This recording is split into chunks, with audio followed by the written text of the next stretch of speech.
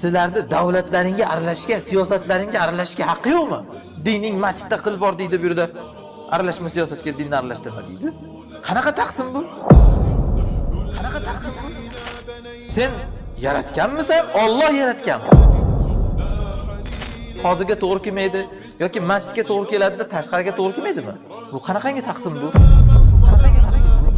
Davlatga bo'ysunmagan odam jinoyatchi, Allohga bo'ysunmagan, har xil fikrlar bildirgan odam esa siyosatchi. Bu qanaqa taqsim bu?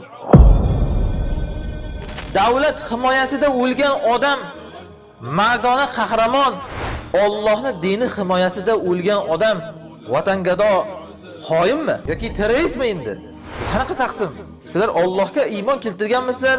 Allohga sig'inasizlarmi yoki vatangami? Qariganingdan keyin qilasan shu ibodatni deydi. Siydigingni ushlolmaydigan bo'lib qolganingdami? Allohga kerakmi keyin shunaqangi ibodating sen? Bismillahirrohmanirrohim. Hayotda qarasangiz hamma narsani bo'lmag'uri Allohga, zo'ri odamlarga. Ana shunaqa bo'lib qolgan hozir. Davlat boshqarishlikda davlatni hamma narsaga aralashish haqqi bor ekan. Hattoki masjidga kim imom bo'lishligini tayinlashda ham davlatning haqqi bor. Va masjiddagi imom necha daqiqa chiqib minbarda ma'ruza qilish kerak, uni ham davlat belgilaydi. Nimani gapirish kerak, uni ham davlat belgilaydi. Endi esa Allohni davlatga aralashishga haqqi yo'q ekan, qarang. Tilka idan qismatun deyza, bu unda adolatsiz taqsim-ku. Sizlar maxluq bo'lib turib, Allohni uyigacha aralashishlaringga haqqlaring borda, u yerda nima deyilishigacha, u yerda nima qilinishgacha aralashishga haqqlaring borda, o'zing aytgandek, mana kamera bilan Allohning uyini-da kuzatib o'tirib, o'sha yergacha xo'jayinlik qilishga haqqlaring borda, Allohni endi sizlarni davlatlaringga aralashishga, siyosatlaringga aralashishga haqqi yo'qmi? Dining masjidda qilib bor deydi bu yerda. Aralashma siyosatga dinni aralashtirma deydi. Qanaqa taqsim bu? Sen yaratganmisan? Alloh yaratganmi? Alloh yaratgan mahluqotni boshqarish siyosati sizlarga-da Allohga qolgan siyosat faqatgina hojatxonalardagi masalalarmi? Avratlarni qanaqa yuvish, hayzlardan qanaqa tozalanish, janobatdan qanaqa tozalanish, shu faqat Allohga qolgan siyosat. Davlatlarni boshqarish siyosati sizlarga-da endi faqatgina o'lganda o'liklarni boshqarish siyosati, janozalarni qanaqa o'qish, qabrlarni qanaqa kavlash, o'liklarni qanaqa yuvish, xudoy qilish, qirq qilish, duoy potaha qilish Allohga faqat o'liklarda ishimi? Tiriklarda ishi sizlargami? Yoki faqatgina farzlar, faqatgina qorinlar masalalari Allohga-da katta-katta siyosatlar sizlargami? Nikoh qilish, olib kel. Allohning aytgani bilan nikoh qilinadi. Ajrashish, olib kel. Allohning aytgani bilan ajrashiladi. To'y baraka qilish, olib kel mullani. Allohning aytgani bilan qilinadi. Faqat farzlar, faqat qorinlar, faqat o'liklar, faqat to'y tantanalar Allohga-da ularda hukm qilishlik, katta-katta odamni muammolarida hukm qilish, siyosat masalalari sizlargami? Qanaqangi adolatsiz taqsim bu? Yoki avval ham aytganimizdek, davlat katta-da, Alloh kichkinami? Uni hamma qonuni qonun bo'lish kerak davlatni, Allohda esa hamma qonuni qonun bo'lmasligi kerak. Hozirga to'g'ri kelmaydi yoki masjidga to'g'ri keladida tashqariga to'g'ri kelmaydimi? Bu qanaqangi taqsim bu? Yoki bu misollarni davom ettiravering. Davlatga jinoyat qilgan odam, qonuniga bo'ysunmagan odam, jinoyatchi-da Allohga jinoyat qilgan odam, uni qonuniga bo'ysunmagan odam xiyonatchimi yoki siyosatchimi u? Hozir mana shunaqa.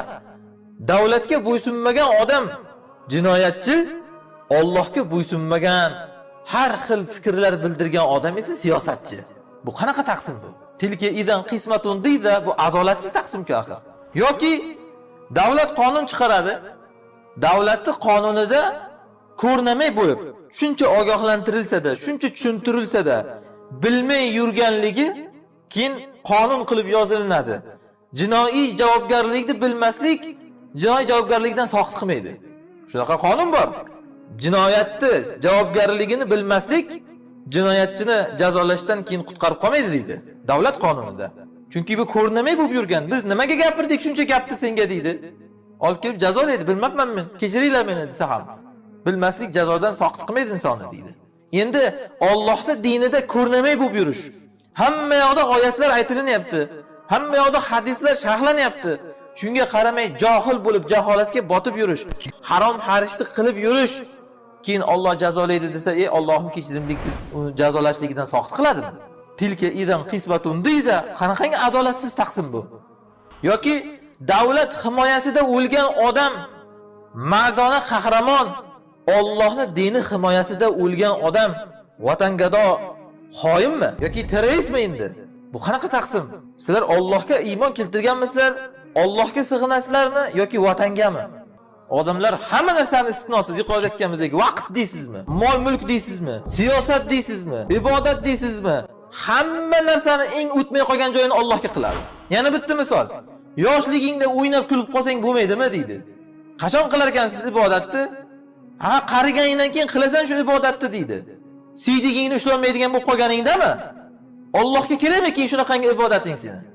Yoshligida eng kuch to'lgan zamonda hamma faxshga sarflab shu Alloh bergan kuchni keyin hech narsaga yaramay, orqangdan yildi ushlolmay, oldingdan siydigingni ushlolmay qolgan paytingda keyin Allohga ibodat qilasanmi? Nima kerak Allohga? Wa'lamu annalloha g'aniyun hamid. Bilinglar degan mana yuqoridagi oyatda. Alloh behojat, maqtovga sazovor. Seni unaqangi najosat bilan qilgan ibodating keyin kerak emas Allohga. Unaqangi sassiq ibodating Allohga kerak emas keyin seni. Yoki guldek davrida hozir qiz bola nima kerak shuni deydi, o'rab chirmab deydi.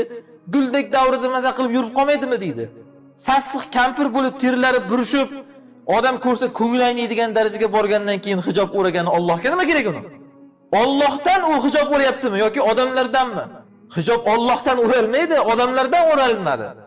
Umringni gul davri nafsingga da uni mana shunaqangi qoqidek bo'lib turshak bo'lgan davri Allohgami? Tilga idan qismatun diza, axir bu adolatsiz taqsim-ku. Tilga idan qismatun diza, axir bu adolatsiz taqsim-ku.